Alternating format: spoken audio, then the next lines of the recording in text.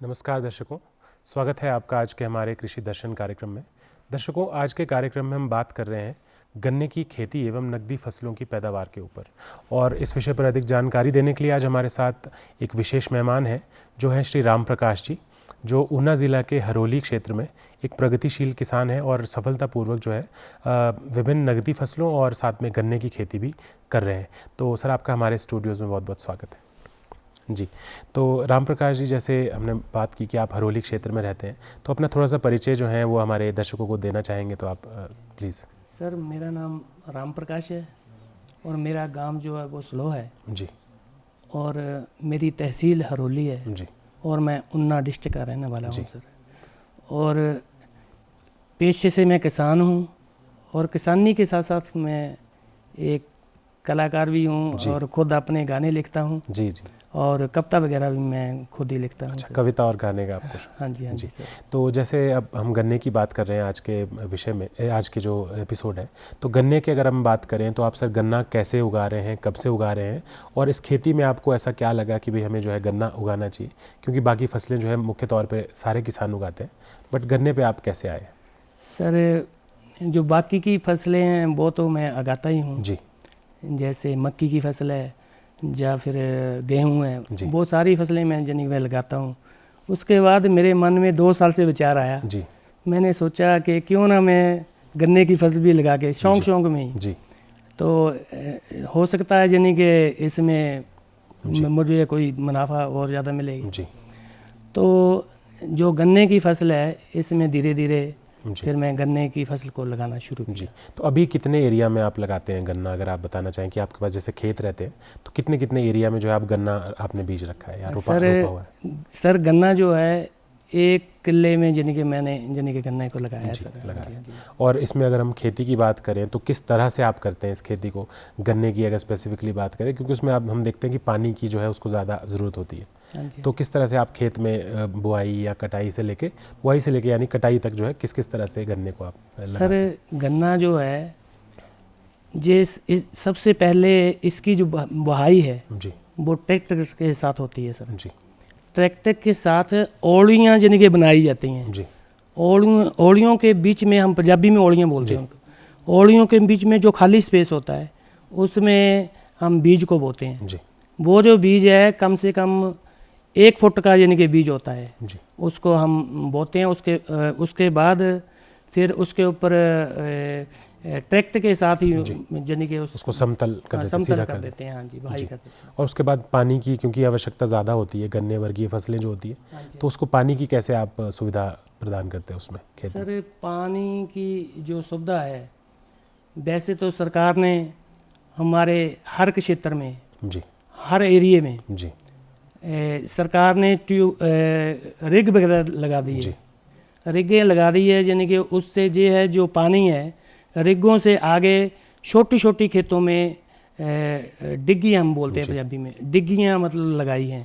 डिग्गियों से पानी खेत की तरफ जाता है जी। तो वहाँ से हम सिंचाई करते हैं खेतों की। तो यानी कि कमी जो है उस तरह की एक नहीं है, इस वजह से आप, क्योंकि पानी कमी नहीं है तो आप जो है उसकी खेती कर पा रहे हैं गन्ने जी सर। तो अगर आपके क्षेत्र की बात करें तो जो बाकी लोग हैं वो किस तरह से कर रहे हैं गन्ने की खेती, अगर हम उस पर बात करें तो? सर, जैसे एक दूसरे को देख करें जी, क्योंकि पहले तो हम बहुत कम हमारे एरिया में गन्ना लगता था जी। अभी धीरे धीरे और किसान भी यानी कि गन्ने की खेती मतलब कर रहे हैं जी। उनमें भी रुचि यानी कि, क्योंकि ये गन्ने की जो खेती है सर जी, इसमें काफ़ी ज़्यादा यानी कि मुनाफा होता है जी। तो किस तरह का मुनाफा आप देखते हैं कि जैसे आपने गन्ने की बात की, तो गन्ने से क्या क्या बना सकते हैं और क्या फ़ायदे हैं आपको गन्ने की फसल उगाने के? गन्ने से हम सबसे पहले जो गन्ना है सर, गन्ने को हम एक बेलन जो होता है ना, ये बेलन में इसको ले जाकर जब ये बड़ा हो जाता है सर जी, तो उसको काट कर बेलन के उसमें पीटते हैं, उससे रस बनाते हैं जी। रस के बाद इसको उबाला जाता है, जैसे भट्टी होती है उसमें आग के साथ उसमें उबाला जाता है। उसके बाद इससे फिर गुड़ बनाया जाता है, शक्कर भी बनाई जाती है सर इससे।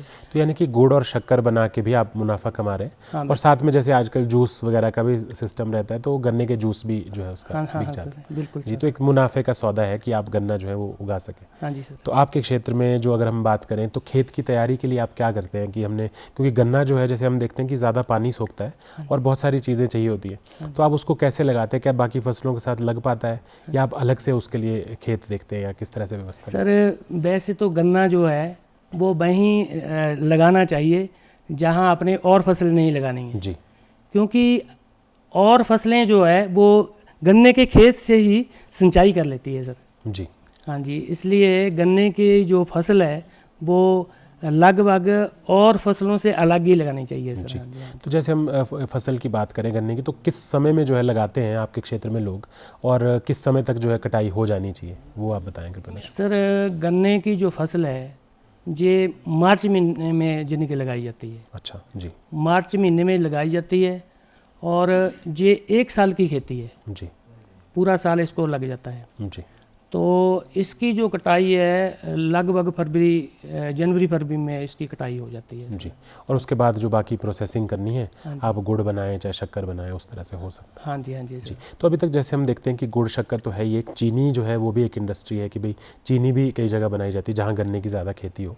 तो उसके बारे में आप क्या कहना चाहते हैं? क्योंकि चीनी मिलें जो हम अभी तक देखते हैं कि है नहीं ज़्यादा, और हिमाचल प्रदेश में अभी उसकी ज़रूरत है या नहीं है, वो आप बताएं कृपया। सर जहाँ तक के चीनी मिल का सवाल है सर, जी तो मेरा भी यही कहना है और जो मेरे और भी किसान भाई है उनका भी यही कहना है जी कि अगर हिमाचल में गन्ने की मतलब जो मिल है वो लगाई जाए जी तो किसान जो हिमाचल का है जी वो और भी ज़्यादा यानी कि इसमें रुचि यानी कि रख सकता है। जी क्योंकि इस एक चीज़ मैं आपको और बता दूं सर, क्योंकि गन्ने की जो खेती है इसमें मुनाफा काफ़ी ज़्यादा होता जी है। क्योंकि जब जैसे गुड़ तैयार होता है सर, गुड़ से फिर वो बोरियों में भरा जाता है। जी लगभग गुड़ या शक्कर तो हमारे लोकल में ही यानी कि बिक 100 जाता है। पर केजी 100 रुपया या 80-100 के बीच में यानी कि इसकी कमाई होती है सर। हाँ जी, जी। तो मतलब एक काफ़ी अच्छा मुनाफा जो है आपको गुड़ की वजह से भी इसमें से आ रहा है, अगर हम गन्ने की बात करें तो। जी सर। हाँ जी, जी। तो जैसे हम गन्ने के अलावा हम नकदी फसलों की भी बात कर रहे हैं, तो कौन कौन सी फसलें हैं जो नकदी फसलें हैं और जो आप लगा रहे हैं अभी तक? क्योंकि गन्ना तो आप एक अलग से उसको लगा रहे हैं कि अलग खेत में लग रहा है, तो उसके अलावा कौन सी फसलें हैं जो आप वर्तमान में लगा रहे हैं? सर जैसे आलू की फसल है, जी आलू की फसल है, मेरे साथ साथ जो और किसान हैं वो भी उन्ना में जो आलू की फसल है उसमें काफ़ी ज़्यादा रुचि रखते हैं। जी क्योंकि ये नकदी फसल है, जी इससे काफ़ी ज़्यादा किसानों को मुनाफा होता है। क्योंकि इससे जब ये तैयार हो जाता है तो तैयार होने के बाद बोरियों में इसको भरा जाता है, तो व्यापारी सीधा यानी कि खेत में यानी कि आ जाता है, पहुंच जाता है जी। और वहाँ से यानी कि पेमेंट अपनी ट्रांसफ़र करता है यानी कि किसानों को। जी। हाँ तो एक अच्छा दाम जो है आपको आलू का भी मिल रहा है। हाँ तो एक वन ऑफ द नकदी फसल है, मतलब नकदी फसल है जो आपको एक आप लगा रहे हैं और उसको बिल्कुल अच्छे सर। से। हाँ जी, जी सर। उसके अलावा जैसे हम देखते हैं कि जैसे गेहूँ, मक्की, धान वगैरह भी जो है ये भी लगाते ही हैं किसान, क्योंकि उस क्षेत्र में जो है ये वाली फसलें जो है ज़्यादातर हो जाती हैं। तो गेहूँ, मक्की और धान के संबंध में आप क्या कहना चाहते हैं कि किस तरह से आप उसकी खेती करते हैं और कब कब लगाया जाता है? क्योंकि हम देखते हैं कि जो ऊपरी क्षेत्र है हिमाचल का, वहाँ पे थोड़ा अलग समय रहता है, और आपका क्योंकि गर्म इलाका है तो वहाँ पे एक अलग समय रहता है उगाने का। तो अगर हम गेहूं की बात करें और धान या फिर मक्की की बात करें, तो उसमें एक एक करके आप बताएं कृपया हमारे दर्शकों कि भाई किस समय पे और कैसे लगती है। सर जैसे गेहूँ है और मक्की है, जी 2 लाइनें मेरी बीच में छूट गई आलू के बारे में भी। क्योंकि आलू की फसल जैसे सीजन ख़त्म, मतलब आलू का सीजन जैसे ख़त्म होता है जी उसके बाद हम गेहूं की बिजाई करते हैं सर। जी गेहूं की बिजाई जो है वो लगभग दिसंबर के लास्ट सप्ताह में होती हैं। जी। और उससे पहले जो है आलू आपका निकल चुका होता है। हाँ जी, हाँ जी, हाँ जी। जी। तो उसके बाद जैसे खेत की तैयारी की बात करें हम, तो जो गेहूं है उसके लिए किस तरह से रहता है आपके, और क्या क्या समस्याएं उसमें देखने को मिलती है आपको, या फिर कितनी आपकी जो उसमें पैदावार आ रही है अभी तक? अगर आप गेहूं और धान के बारे में बोलना चाहें, मक्की के बारे में। मक्की के बारे में सर, मक्की जो है वो हमारे 2 प्रकार की मक्की होती है। जी 2 प्रकार की मक्की लगाई जाती है। एक देसी मक्की है और एक हाई शेल मक्की सर। जी हाई शेल मक्की वो जो मक्की है वो 3-4 महीने में यानी कि तैयार हो जाती है सर। जी तो ये जुलाई महीने में फसल लगाई जाती है, जुलाई महीने के उसमें लगाई जाती है। जी। तो उसमें हम जैसे हम देखते हैं कि सर जैसे फसलें हैं और उसमें कई तरह की चीज़ें होती हैं, जैसे कि पशुओं का प्रभाव होता है, कई जगह बंदर होते हैं, तो इस तरह की समस्याएं क्या आपके क्षेत्र में भी आती हैं? क्योंकि ये जो गेहूं, धान और मक्की जैसी फसलें हैं इसमें ज़्यादातर हम देखते हैं कि जानवरों का बिल्कुल भी। बिल्कुल सर, आपने बिल्कुल सही कहा सर। जी क्योंकि जो ज़्यादातर बैन गऊ हैं जी वो काफ़ी ज़्यादा काफ़ी मतलब हमारे एरिया में नुकसान करती हैं आकर के, और हमने उनसे बचाने के लिए हमने यानी कि कांटेदार यानी कि तारे वगैरह लगाई है, यानी कि सरकार भी उसके लिए अनुदान देती है सर। जी तो कांटेदार जो तारे वगैरह जो हमने लगाई है जी वो, क्योंकि जो सूर वगैरह भी आते हैं जी और जो बैन गऊ वगैरह है, जी नीले वगैरह है, जी ये काफ़ी ज़्यादा यानी कि हमारी फसलों को नुकसान करते हैं सर। नुकसान करने के बाद हम रात को क्या करते हैं कि उसको करंट लगा देते हैं सर। जी और जैसे ही वो हमारे खेत में आने की कोशिश करता, तार के साथ वो टच होता है थोड़ा सा दूर तो उसको झटका लगता है, वो पीछे भाग जाते हैं। हाँ जी, यानी कि उतना खतरनाक करंट वो नहीं रहता है, बट उनको दूर रखने के लिए कि हाँ जी खेतों से। बिल्कुल सर। जी। तो जैसे हम आप जौ भी लगाते हैं या सिर्फ गेहूं और धान के आसपास ही आपकी खेती? धान भी सर हम लगाते हैं। तो धान में किस तरह का रहता है सर आपके क्षेत्र में, और कैसे उसको लगाते हैं और किस समय पे लगाया जाता है? अगर हम धान की जो बिजाई है सर, ये भी 4 महीने की ये फसल है सर। ये जुलाई में यानी कि धान की फसल को क्या बोलते हैं हम कि पानी की ज़रूरत ज़्यादा होती है। जी पानी की ज़रूरत इसको यानी कि ज़्यादा होती है।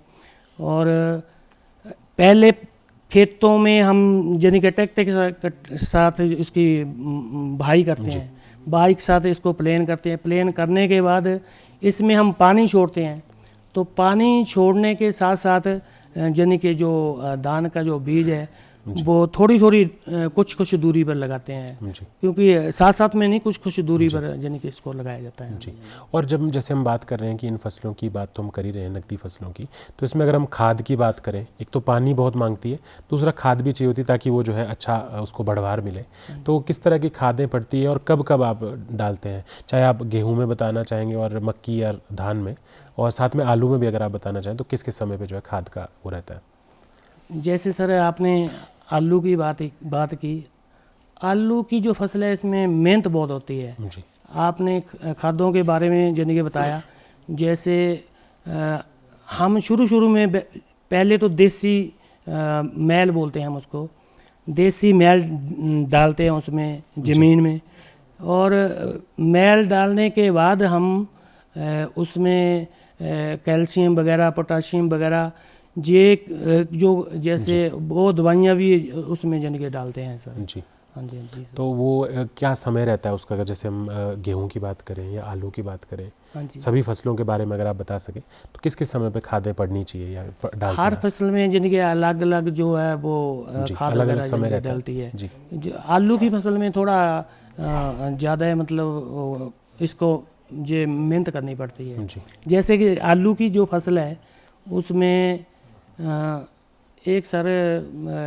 कीड़ा सा यानी कि लगता है, यानी कि आलू की फसल को कीड़े से बचाने के लिए एक सैंक जैसे है, सैंक हम उसको दीमक बोलते हैं। जी दीमक से बचाने के लिए इसको हम स्प्रे करते हैं सर।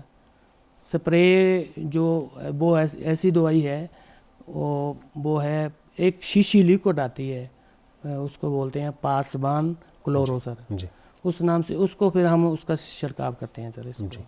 तो जैसे आप देखते हैं कि जैसे ये तो अभी तक रसायन युक्त है, केमिकल वाले खादें हैं, तो आज के समय में हम जैसे बात करते हैं कि भी प्राकृतिक खेती की ओर भी जाना पड़ता है, तो उसके बारे में आप जानते हैं कि प्राकृतिक खेती कैसी होती है और किस तरह से जो है गोबर वगैरह उसमें से यूज़ किया जाता है? क्या आप प्राकृतिक भी करते हैं या फिर आप केमिकल युक्त ही अभी तक कर रहे हैं?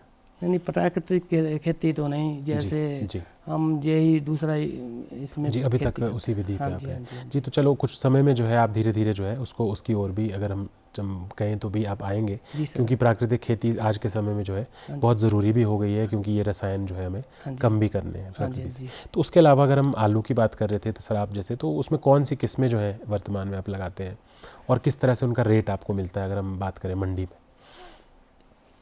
आलू की जो मतलब वैरायटी है, जी वो एक तो हम इसमें पोखराज जी वैरायटी है, जी एक पोखराज है, एक ज्योति है। जी पोखराज जो क्वालिटी है वो जब हम आलू की बिजाई सितंबर महीने में करते हैं तो पोखराज की जो क्वालिटी को हम लगाते हैं, जी क्योंकि ये 60 और 65 दिन में यानी कि ये आलू इससे तैयार हो जाता है। जी जो इसका नाम क्या है, ज्योति वगैरह है, ये हम क्योंकि साल में 2 बार फसल लेते हैं हम आलू की सर।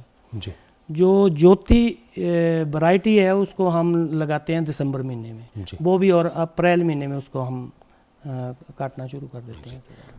और इसके अलावा अगर हम बात करें नकदी फसलें, तो जैसे हम बात कर ही रहे हैं, उसके अलावा क्या आप सब्ज़ी और जो फल वगैरह है उसकी तरफ भी बढ़ रहे हैं, या क्या आपके बगीचे भी हैं?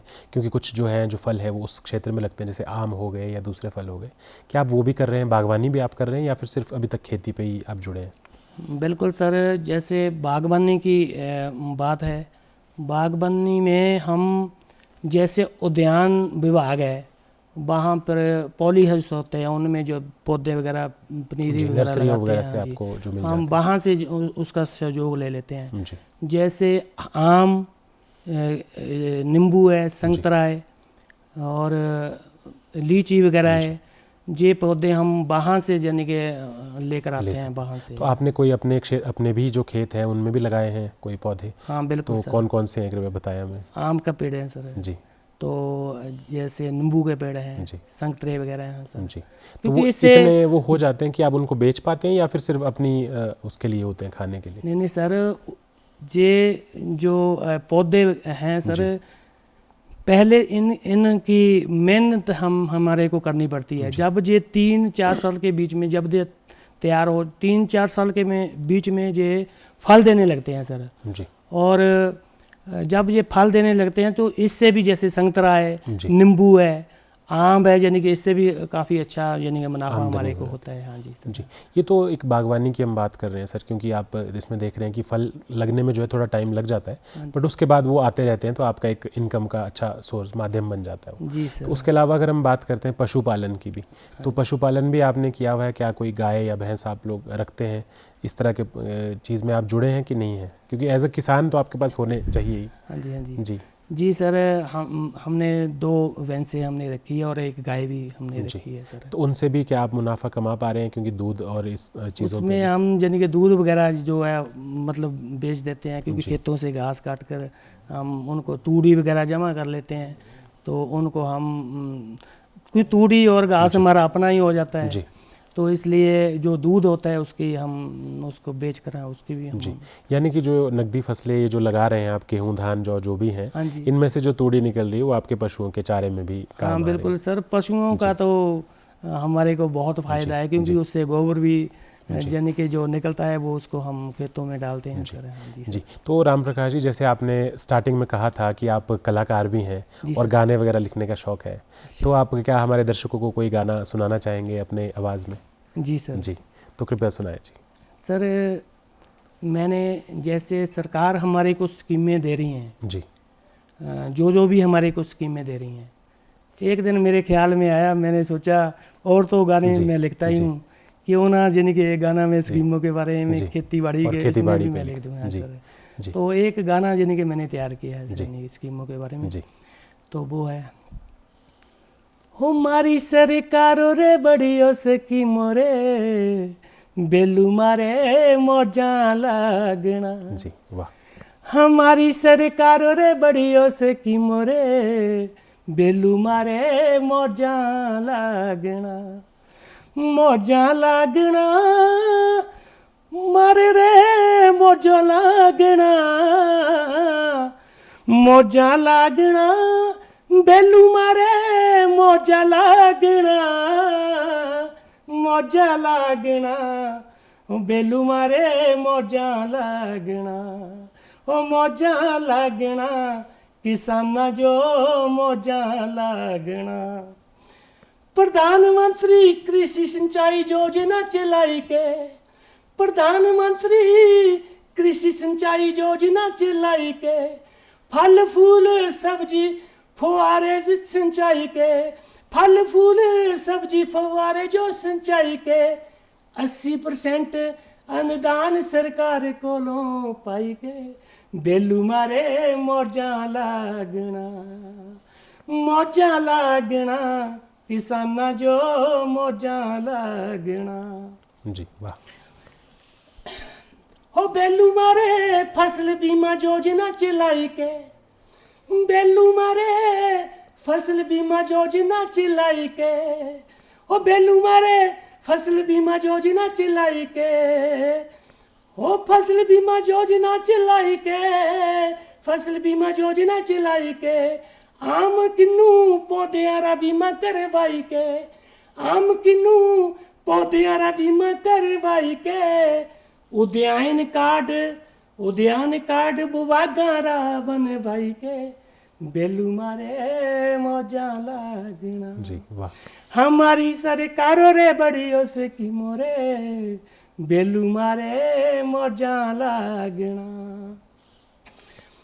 प्रधानमंत्री कृषि निधि योजना चलाई के, प्रधानमंत्री कृषि निधि योजना चलाई के, 2-2 हजार खाते में डलवाई के, 2-2 हजार खाते में डलवाई के, 6,000 सालारा बचाई के, बेलू मारे मौजा लागना, मौजा लागना, बेलू मारे मौजा लागना, मौजा लागना, किसाना जो मौजा लागना। जी। हिमाचल खुंब विकास योजना चलाई के, हिमाचल खुंब विकास योजना चलाई के, किसान जो निशुल्क ट्रेनिंग कराई जाए, किसान जो निशुल्क ट्रेनिंग कराई के, 80% अनुदान सरकार को पाई के, बेलू मारे मौजा लागना, मौजा लागना, किसाना जो मौजा लागना। मुख्यमंत्री मधु विकास योजना चलाई के, मुख्यमंत्री मधु विकास योजना चलाई के, शहद उत्पादन रा काम बढ़ाई के, शहद उत्पादन रा काम बढ़ाई के, 80% अनुदान सरकार को पाई के, बेलू मारे मौजा लागना, मौजा लागना, किसाना जो मौजा लागना। जय किसान। वाह राम प्रकाश जी, बहुत बढ़िया आपने गीत के बोल लिखे हैं। और जो हमारी जो चाहे केंद्र सरकार कहें या राज्य सरकार कहें, वो विभिन्न स्कीम्स जो हैं वो चला रही हैं किसानों के हित में, और जाहिर सी बात है लोगों को उसका फ़ायदा भी है किसानों को, और उसकी वजह से जो है चीज़ों को जो किसान है वो थोड़ा सा ईज़िली आसानी से कर पा रहा है, और साथ में उसको आमदनी भी बढ़ रही है। तो आप क्या कहना चाह रहे हैं इस माध्यम से, आप भी बताएं हमारे दर्शकों को कि इन स्कीम्स के माध्यम से कितना फ़ायदा जो है लोगों को देखने को मिल रहा है। मैं तो यही कहना चाहूँगा अपने किसान भाइयों को जी कि ज़्यादा से ज़्यादा यानी कि गन्ने की फसल लगाएं। जी। क्योंकि जब मैंने नहीं सोचा था कि इसमें मुनाफा होगा। सबसे पहले जब मैंने फसल इसकी लगाई है, तो क्योंकि 3-4 साल से मैं इसको लगा रहा हूँ, तो मेरे को काफ़ी ज़्यादा इसका फ़ायदा हो रहा है। तो फ़ायदे के साथ साथ मतलब और भी जो स्कीमें सरकार की, उनका भी मैं फ़ायदा ले रहा हूँ। हाँ जी बिल्कुल सर। और जैसे हम देखते हैं कि कृषि विभाग जो है समय समय पर जो है कुछ अनुदान भी देता है, कुछ चीज़ों में आपको हेल्प भी करता है, जैसे ट्रैक्टर हो गया या टिलर्स हो गए, उस पर भी कुछ अनुदान मिलते हैं, और या खादों पे भी मिलते हैं। तो आप क्या समझते हैं कि जो आपका जो पूरा क्षेत्र है वहाँ पे लोगों को ये फ़ायदे मिल रहे हैं या नहीं मिल रहे हैं, आप क्या कहना चाहेंगे? बिल्कुल सर जी। जो ट्रैक्टर है उस पे जो अनुदान मिलता है जी। उसका फ़ायदा भी किसान ले रहे हैं। जो भी जो पंप वगैरह यानी कि उसका भी यानी कि फ़ायदा यानी कि ले रहे हैं, यानी कि सभी किसान। जी। हाँ जी। और सिंचाई योजना जो है उसके अंदर भी आप ले रहे हैं, और क्या फसल बीमा लोग भी करा रहे हैं? आप क्या देखते हैं समाज में, क्योंकि आप भी खुद भी करते हैं? फसल बीमा जो योजना है जो बहुत अच्छी योजना है सर जी। इसमें काफ़ी ज़्यादा यानी कि लोगों ने अपना जो बीमा है, क्योंकि बीमे से एक हमारे को ये फ़ायदा है, अगर फसल का कहीं पे नुकसान होता है तो सरकार उसकी भरपाई करती है सर। जी। तो उससे ये हो जाता है कि आपकी जो इनकम है वो बनी रहती है और ज़्यादा नुकसान जो है आपको सहन नहीं करना। बिल्कुल। उसके अलावा जैसे आपने मधु विकास योजना की भी बात की, तो शहद के लिए आप लोग क्या लगाते हैं पहले से, या फिर कुछ अलग से उसमें चीज़ें आपके लिए प्रोवाइड की जाती हैं, अगर हम विभाग की ओर से भी कहें, या फिर आप जो है किस तरह से अगर मधुमक्खी पालन करते हैं क्या? मधुमक्खी पालन हम यानी कि करते हैं सर जी। उसमें जो सरकार है हमें सारा कुछ यानी कि देती है, बताती है, यानी कि जी। हाँ जी काफ़ी और अच्छा, समय समय पर जो ट्रेनिंग, काफ़ी अच्छा रिस्पॉन्स है सर इसका भी। हाँ जी, बहुत बढ़िया है, बढ़िया स्कीम है सर। जी। तो अगर हम ओवरऑल बात करें तो गन्ने की तो आपने बात कही, बट अगर हम आलू की भी बात करें तो आलू में कितना आप मुनाफा कमा लेते हैं, अगर आप एक जनरल बात करें कि कितने एकड़ भूमि के हिसाब से, या एक मोटा मोटा बताना चाहें कि ताकि जो हमारे युवा हैं या जो लोग हैं, जो किसान भाई हैं, वो भी थोड़े प्रेरित हों कि भाई वो भी आलू या गन्ने जैसी फसलों पे आए? हाँ जी बिल्कुल सर ये जो आलू की जो फसल है ये यानी कि समय समय पर, जैसे जो किसान ज़्यादा मेहनत करता है, जैसे एक कनाल में किसी के 20 तोड़े निकलते हैं, 20 तोड़े मतलब 50 केजी का एक तोड़ा आता है, किसी के 20 तोड़े निकलते हैं, किसी के 30 भी निकलते हैं, और 40 तोड़े भी एक कनाल में यानी कि वो निकलते हैं सर। बहुत अच्छा यानी कि कमाई है यानी कि आलू में यानी कि। और इसमें काफ़ी आपको जो है पैसा भी जो है मिल जाता है समय से? जी सर। और जी, और मंडियों में क्या बिक जाता है हाथों हाथ, या फिर थोड़ा टाइम लग जाता है? बिल्कुल सर, मंडियों में तो जाने की ज़रूरत ही नहीं सर। जी। आप जब आलू की पटाई करते हैं तो वो जो पटाई होती है, कि जो पटाई है वो हम यानी कि लेबर से करवाते हैं सर, खुद भी साथ में लगते हैं, मेहनत करते हैं। तो वो जब वो पटाई करके हम खेतों में ही यानी कि उनको लगाते हैं, आलूओं को बोरों में भरते हैं, तो किसान जो सीधा यानी कि हमारे खेतों में पहुंच जाता है आगे। जिनको आड़तियों को या जिनको भी लेना है वो आपके खेतों से उठा लें। बिल्कुल जी। तो आप जाहिर सी बात है आप एक जागरूक किसान हैं, और आज तक भी आप प्रगतिशील हैं, और आगे भी आप, हम यही चाहते हैं कि आप प्रगति करते रहें और आपकी खेती जो है हमेशा दिन दोगुनी रात चौगुनी बढ़े, और उसमें इनकम भी आपको अच्छी मिले। जी सर। तो राम प्रकाश जी, आप हमारे कार्यक्रम में आज आए और हमारे दर्शकों के साथ अपने अनुभव साझा किए, उसके लिए बहुत बहुत धन्यवाद आपका। थैंक यू, धन्यवाद सर। जी। तो दर्शकों, आपसे मिलेंगे कृषि दर्शन कार्यक्रम के ही अगले अंक में। तब तक के लिए नमस्कार।